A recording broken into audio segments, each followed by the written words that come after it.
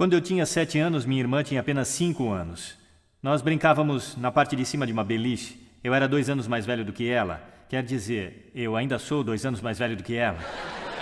Mas naquele tempo isso significava que ela tinha que fazer tudo o que eu mandava, e eu queria brincar de guerra. Então estávamos na parte de cima do beliche e, num lado da cama, eu tinha colocado todos os meus soldados e armamentos, e no outro lado estavam todos os My Little Ponies da minha irmã prontos para um ataque da cavalaria. Há diferentes versões do que aconteceu naquela tarde, mas como minha irmã não está aqui hoje, eu vou contar a história verdadeira. Minha irmã é um pouquinho desajeitada. De alguma forma, sem qualquer ajuda ou empurrão do seu irmão mais velho, de repente Amy desapareceu de cima do beliche e aterrissou no chão com um estrondo. Eu, nervoso, espiei do lado da cama para ver o que tinha acontecido com a minha irmã e vi que ela tinha caído dolorosamente com as mãos e os joelhos, de 4 no chão. Eu estava nervoso porque meus pais tinham feito eu prometer que minha irmã e eu brincaríamos sem perigo e de voz baixa. E sabendo que acidentalmente eu tinha quebrado o braço de Amy só uma semana antes,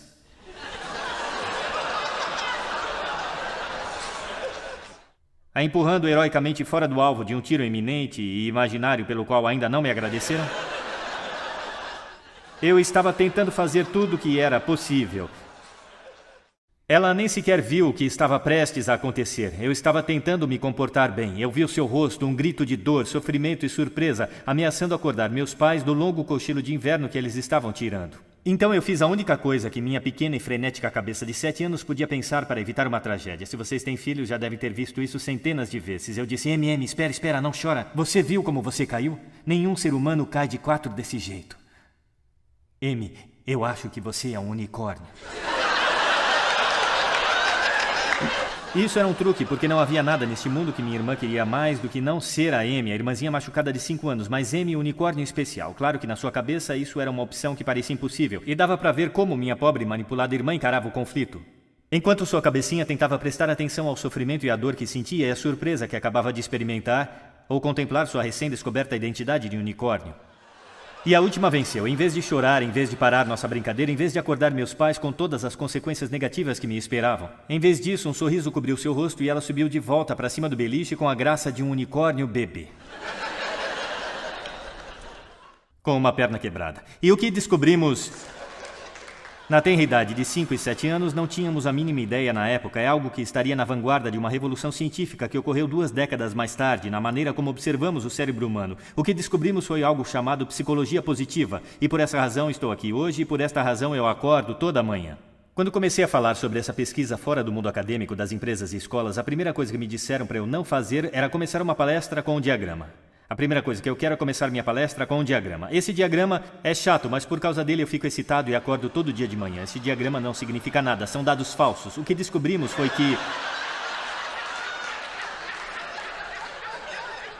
se tivesse conseguido esses dados estudando vocês, eu ficaria emocionado porque é uma tendência óbvia aqui e isso significa que eu posso ser publicado. E é o que realmente importa.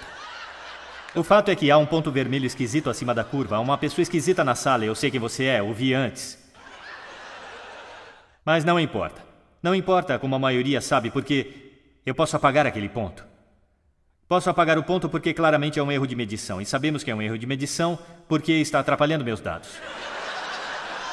Portanto, uma das primeiras coisas que ensinamos nos cursos de economia, estatística, administração e psicologia é como podemos eliminar os esquisitos de uma forma estatisticamente válida. Como eliminá-los de nossa vida.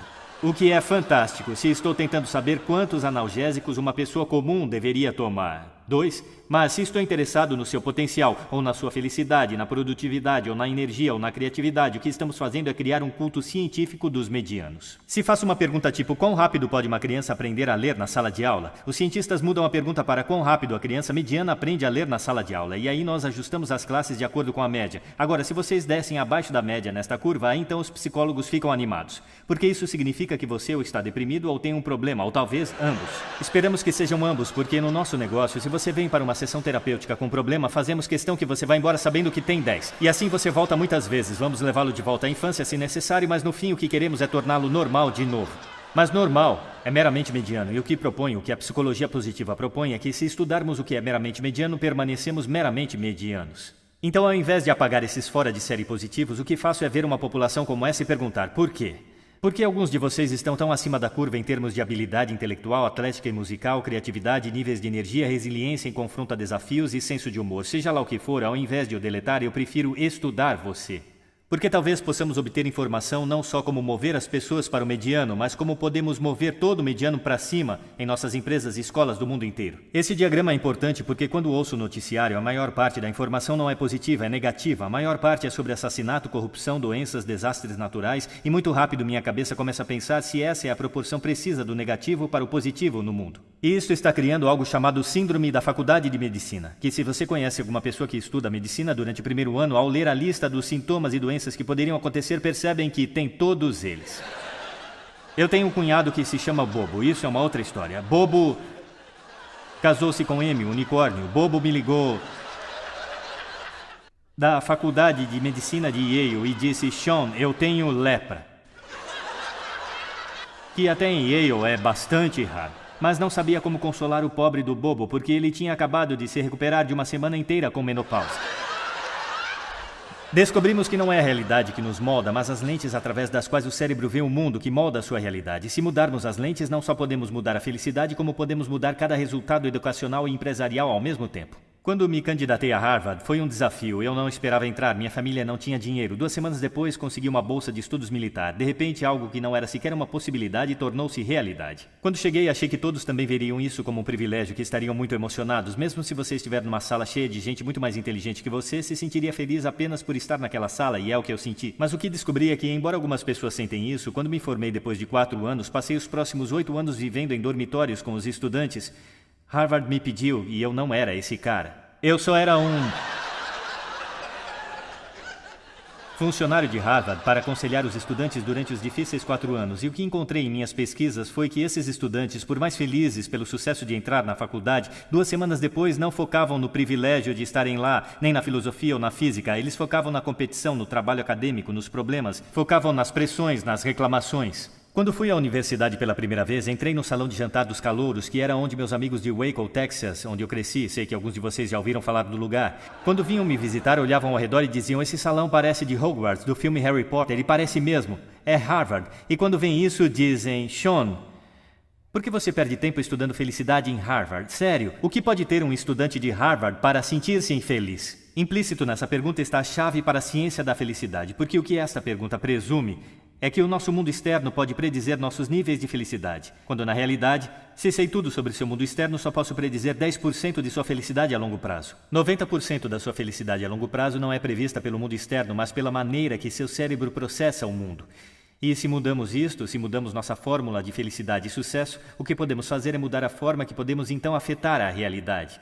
Descobrimos que somente 25% do sucesso profissional são previstos por QI, 75% são previstos pelos seus níveis de otimismo, seu suporte social e sua capacidade de ver o estresse como um desafio em vez de uma ameaça. Falei num colégio interno em New England, talvez o de maior prestígio, e disseram: já sabemos disso, todo ano, em vez de apenas ensinar, também temos uma semana de bem-estar. Na noite da segunda-feira temos um expert e líder mundial que vai falar sobre depressão adolescente. Na terça-feira é sobre violência e bullying. Na quarta é sobre distúrbios alimentares. Na quinta é sobre como evitar o uso de drogas. E na sexta estamos decidindo entre riscos do sexo e felicidade. Eu disse isso e a noite de sexta para a maioria.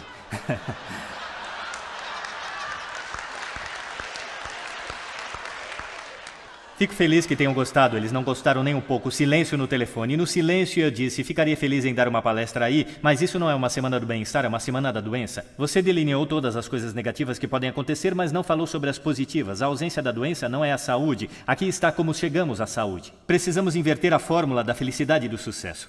Nos últimos 3 anos viajei a 45 países, trabalhando em escolas e empresas no meio de um declínio econômico. E o que vi é que a maioria das empresas e escolas seguem uma fórmula do sucesso que é: se eu trabalhar mais duro, serei mais bem-sucedido. E se eu for mais bem-sucedido, então serei feliz. Isso fundamenta grande parte dos estilos de paternidade e de gestão e a maneira como motivamos nosso comportamento. O problema é que ela é cientificamente incorreta por 2 razões. Cada vez que seu cérebro tem um sucesso, você somente alterou as regras do que é sucesso. Você obteve boas notas, agora precisa de melhores. Você entrou para uma boa escola, precisa de uma melhor. Conseguiu um bom emprego, agora você tem que ter um melhor. E se a felicidade está no lado oposto do sucesso, o seu cérebro nunca chega lá. O que fizemos foi empurrar a felicidade além do horizonte cognitivo, como uma sociedade. E isso porque pensamos que temos que ser bem-sucedidos para sermos mais felizes. O problema é que nosso cérebro funciona no sentido oposto. Se elevamos o nível de positivismo de uma pessoa no presente, então seu cérebro tem a experiência que agora chamamos de vantagem da felicidade. Ou seja, o cérebro no positivo funciona bem melhor do que no negativo, neutro ou estressado. Sua inteligência, sua criatividade e seu nível de energia aumentam. De fato, descobrimos que todos os resultados nas empresas melhoram. Um cérebro no positivo é 31% mais produtivo que no negativo, neutro ou estressado. Você é 37% melhor nas vendas. Os médicos são 19% mais precisos para deduzir o diagnóstico correto quando positivo em vez de negativo, neutro ou estressado. Podemos inverter a fórmula. Se acharmos uma maneira de ser positivo no presente, nossos cérebros funcionam com mais sucesso ainda, pois somos capazes de trabalhar mais rápido e mais inteligente ainda. Precisamos aprender como inverter esta fórmula para saber o que nosso cérebro é capaz de fazer. Porque dopamina, que inunda seu cérebro quando você é positivo, tem duas funções. Ela não só o faz mais feliz, ela aciona todos os centros de aprendizagem do seu cérebro, permitindo-se adaptar ao mundo de uma forma diferente. Descobrimos que há maneiras de treinar o cérebro para que se torne mais positivo. Em intervalos de 2 minutos, durante 21 dias consecutivos, podemos religar seu cérebro, permitindo que realmente trabalhe com mais otimismo e mais sucesso. Fizemos isso em todas as empresas com que trabalhamos, fazendo-os anotar 3 motivos novos pelos quais se sintam gratos, durante 21 dias consecutivos. 3 motivos para cada dia. No final, seus cérebros começaram a reter um padrão de buscar no mundo não o negativo, mas primeiro o positivo. Anotar uma experiência positiva que você tenha tido nas últimas 24 horas possibilita seu cérebro revivê-la. Exercícios ensinam seu cérebro que seu comportamento é importante. Vemos que a meditação ajuda o cérebro a superar o transtorno do déficit de atenção e hiperatividade que criamos ao realizar múltiplas tarefas ao mesmo tempo e ajuda o cérebro a se concentrar em uma tarefa. E, finalmente, atos aleatórios de gentileza são atos conscientes de gentileza. Abram suas caixas de entrada, escrevam um e-mail positivo elogiando ou agradecendo alguém.